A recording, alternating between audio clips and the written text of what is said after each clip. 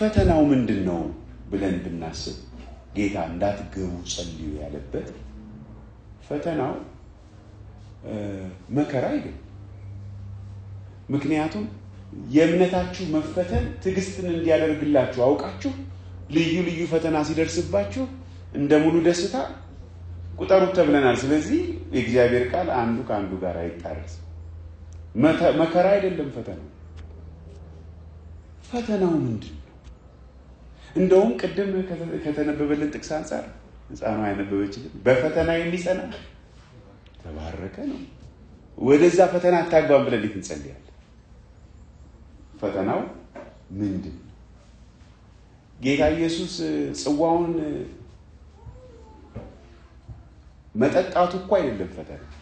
ጽዋውን መጠጣቱማ የእግዚአብሔር ፈቃድ ነው። ፈተናው ምንድን? ፈተናው ከማን እንደሆነ መጀመሪያ ማወቅ ጥሩ። ፈታኝ ነው ፈተናውን የሚያመጣው። በጌታ ኢየሱስ ክርስቶስ ሕይወት ስንመለከት በማቴዎስ ወንጌል ምዕራፍ 4 ላይ ምን ይላል? ቁጥር 1 የምናስታውሰው ክፍል ነው። ኢየሱስ ከዲያብሎስ ሲፈተን ዘንድ መንፈስ ወደ ምድረ በዳ ወሰደው። ከዛ 40 ቀንና 40 ሌሊትም ከጦመ በኋላ ተራበ ብሎ ፈታኝም ቀርቦ ይላል። ፈተናው ይሄ እና የፈተነው ጌታ ኢየሱስን በአካላዊ ፍላጎቱ ዙሪያ ነው። አንዱ ፈተና ርቦታል። ስለዚህ የእግዚአብሔር ቃል የሚለውን ነገር ስለ ሆዱ ሲል እንዲጥስ አንዱ ፈተና። ከዛ በኋላ ለሱ መልስ ሲሰጠው የእግዚአብሔር ቃል የሚለውን ተናግሮ ያን ፈተና ሲያልፍ ፈተናው ተቀየረና ደግሞ አሁን መንፈሳዊ ጂምናስቲክ እንዲሞክር ደግሞ ሁለተኛ ፈተና ቀረበለት። ጥቅስ ያለው ፈተና እንዲያይሆንብህም እና አንተ እንደዚህ አድርግ የሚል ለሱም ከእግዚአብሔር ቃል ወስዶ መልስ ሰጠ። አሁን ፈተናው የሚያበቃ ይመስላል። ምክንያቱም እነኚህ ሁለቱ አንድ መንፈሳዊ አንድ ቁሳዊ ምግብ ጋር የተያያዘ ሌላ ምን አለ? ሶስተኛው በጣም ከባድ ነው ማለት ነው። ሶስተኛው ለመጨረሻ ካስቀመጠ ጠላት ለመጨረሻ የሚያስቀምጠው ፈተና ምን እንደሆነ ለኛም ፍንጭ ይሰጠናል። የዳቦ ነገር ካላሸነፈ ከዛ ይሄ መንፈሳዊ ያልሆነ ግን መንፈሳዊ የሚመስል ደግሞ ጂምናስቲክ እንድናደርግ እሱንም እምቢ ካል ሶስተኛው ፈተና የዚህ ዓለም ክብር ነው።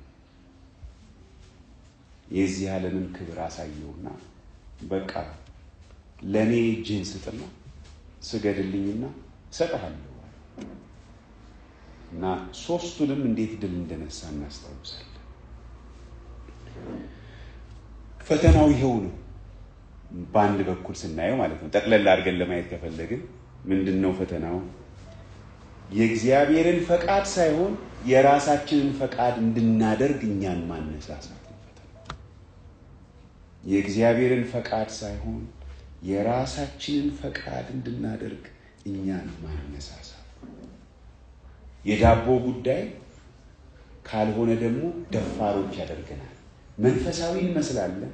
መንፈሳዊ ነገር ነው የምናወራው፣ ጥቅስ ነው የምንጠቅሰው፣ ግን መንፈሳዊ አይደለም። እሱ ካልሆነ ደግሞ በቃ እስከ መቼ ድረስ ደግሞ መከራ አቀበላለሁ? አሁን ደግሞ እስቲ ትንሽ ይመቸኝ፣ ትንሽ ነገሮቼ አሁን የምን ዘመን ይሁንልኝ? የካሳ ዘመን ይሁንልኝ። እንደዚህ ይሆናል ፈተናው። ስለዚህ ማወቅ አለብን ፈተናው እንዲህ እንደሆነ። ስለዚህ ራሳችንን ማስለመድ አለብን። ይሄ ሐሳብ ከየት መጣ ማለት አለብን። ውስጣችን ሲቆዝም፣ ተስፋ ስንቆርጥ፣ ለእግዚአብሔር ያለን ነገር ሲቀዘቅዝብን ምንድነው ምክንያቱ? ምንድነው ውስጤ የተቀየመው? ምንድነው በእግዚአብሔር ላይ ቅይማት ካለኝ ከምን ተነስቶ ነው ይሄ ነገር የመጣው? ምን ጎደለ ብዬ ነው? እዚህ መመርመር አለ፣ ራሳችንን ማስለመድ አለ እና ምናልባት ትላንትና በእግዚአብሔር ደስ ይለን የነበርን ሰዎች ዛሬ በእግዚአብሔር ደስ መሰኘቱ ቀርቶ ይሄ ነገር ጎሎብኛል ብለን ማዘን ጀምረን ከሆነ አሁን ጌታ ኢየሱስ የሚለን ምንድነው? ምን አርጉ? ጸልዩ። እግዚአብሔር ሆይ ባንተ መደሰቴ ቀረ። ዛሬ አሁን ደስ በዚህ ይሄና ይሄ ያልሆነም እያልኩኝ ውስጤ ያጉረመረመ ነው። እንደዚህ ስንቀርብ በጌታ ፊት መንፈስ ምንድነው ነው የሚለው? ዝግጁ ነው። እዚህ ላይ መንፈስ ዝግጁ ነው ሲል ስለ መንፈስ ቅዱስ ነው የሚናገረው? ስለ ራሳችን መንፈስ ነው? ሁለቱንም ሊያካትት ይችላል ብዬ ነው የሚረዳው። ዋናው መልእክቱ ግን ምንድነው? ከጌታ ጋር ብንተባበር፣ ድካማችንን ይዘን ብንቀርብ፣ የተሰማንን ነገር ይዘን ብንቀርብ፣ ዝም ብለን ከምናንቀላፋ፣ ዝም ብለን ተስፋ ቆርጠን ከምንቀመጥ በእግዚአብሔር ፊት ብንቀርብ እውነታውን ይዘን ማለት ነው ያለንበትን እውነታ ጌታ እንዲያነሳው የምንፈልገው ነገር ካለ ልክ እንደ ጌታ እኛም ጌታ ሆይ እባክህ ይሄ ነገር ይነሳል፣ ግን ፈቃድህ ይሁን የኔ ፈቃድ አይሁን እያልን በእግዚአብሔር ፊት ስንቀር እግዚአብሔር የሚሰራው ስራ እንዳለ ነው ጌታ ኢየሱስ የሚናገር። ግን ካልቀረብን ግን ነቅተን ሁኔታውን እያየን በእግዚአብሔር ፊት ካልቀረብን ግን ወደ ፈተና መግባታችን የማይቀር ነገር ነው።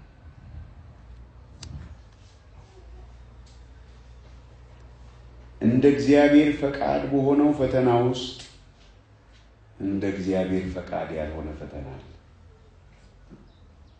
ስለዚህ እንደ እግዚአብሔር ፈቃድ በሆነው ፈተና ውስጥ በመናልፍበት ልዩ ፈተና ውስጥ እንደ እግዚአብሔር ፈቃድ ያልሆነው ፈተና ውስጥ እንዳንገባ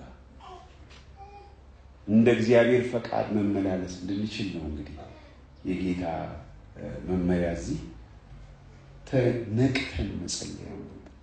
ያው ስለ ራሳችን ተናገርኩ እንጂ ስለ ቤተ ክርስቲያን፣ ስለ ህብረታችን፣ በአጠቃላይ ስለ ቤተ ክርስቲያን፣ ስለ ሀገር ነቅተን መመላለስ ነው ያለብን ማለት ነው። ነቅተን ምን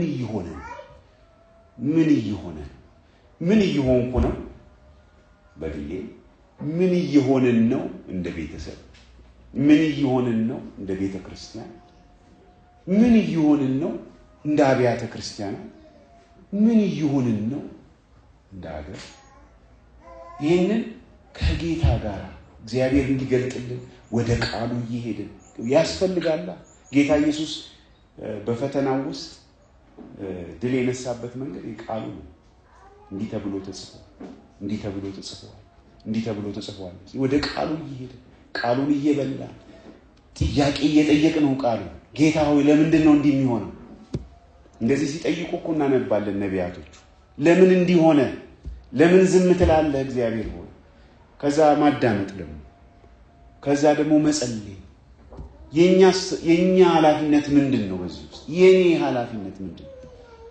ጌታ ሆይ ፈቃድን እንዳደርግ እያልን የጌታን ፊት መፈለግ ያስፈልገናል።